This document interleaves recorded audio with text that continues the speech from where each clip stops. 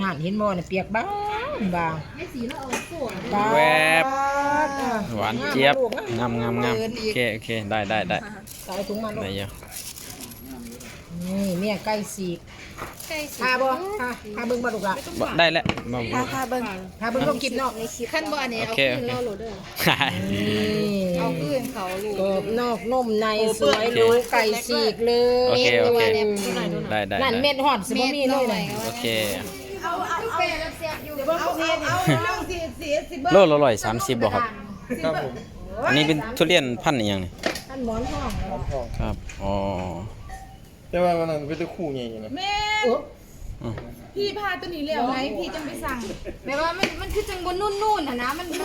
ว้ายมันสอนนุ่นนุ่นมันบ่เนาะ นี่ว่ามันคือกระดาน เอานุ่นแบบได้ไหม ถ้าเลือกได้ป้านี่ไม่เลือกเอายืดทั้งต้นไปในบอกมันบอก กินหมอนอ่ะ จมอยากกินทุเรียนเนาะมาซื้อเขาผมบังเอิญเห็นกระตาทุเรียนนี่เด้น่าจะแม่นอีหลีเนาะหาได้เสียเงินอีกแล้ว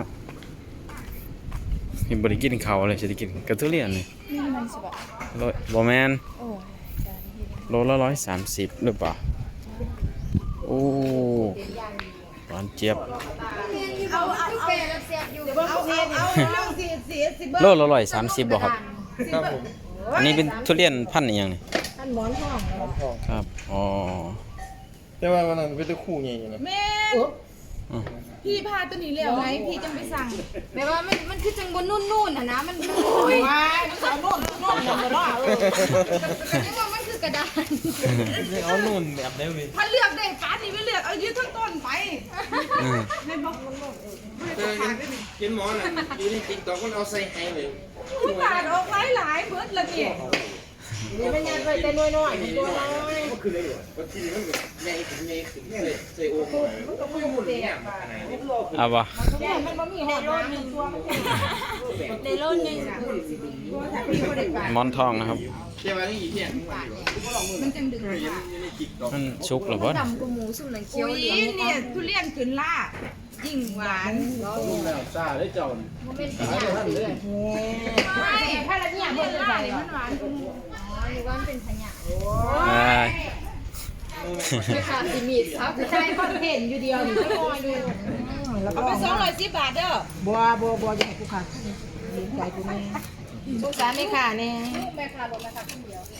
นี่ผัวเขามีซัวอยู่ดิ ใส่แล้วไปกินมันเอารีบหนีได้บ่เนี่ย อืม โอ้ยเห็นบ่ เดี๋ยวนี่6 บาทค่าโต๊ะไปก่อน อันใส่แบบนี้ บ่ดึงขึ้นมา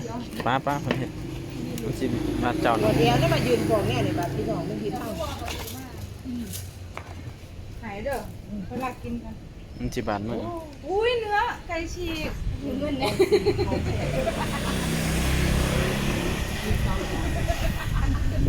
อ๋อ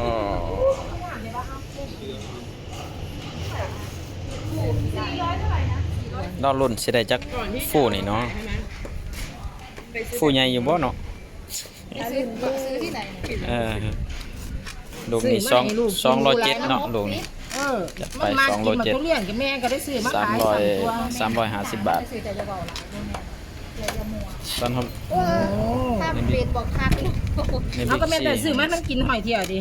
ในบิ๊กซี300ปลายเนาะเขาบอกให้ นี่ได้คู่2คู่นึงดิที่จะว่าพวดดีวังหันนะ นั่นล่ะน้ำเจ้านั่นล่ะผู้ใหญ่ ตัวเดียวกับพวกนะ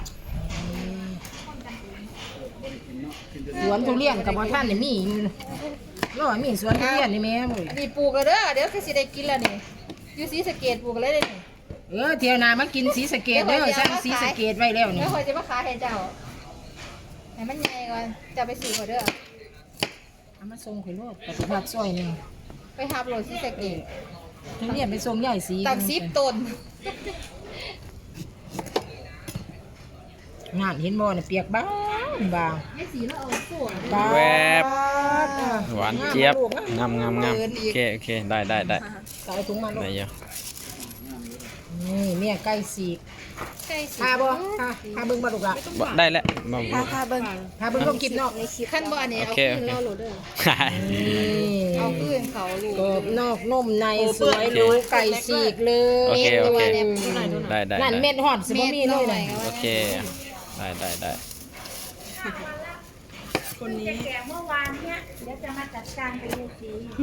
บ่แกสแต็กอันนี้ซอยมึงบ่ได้ตัวกูบ่บอกมึงเอาหน่อย ไม่ นะ ย่างไม่ย่างหันได้ไม่ย่างบ่แล้ววันบ่ได้กินข้าวเลยวันนี้อิ่มเลยเบิดไปเท่าใดหั่นฮะ ถ้าทำได้กินด้วยนะคนนั้นคือทุเรศ เท่าใดหั่นจักโลหั่น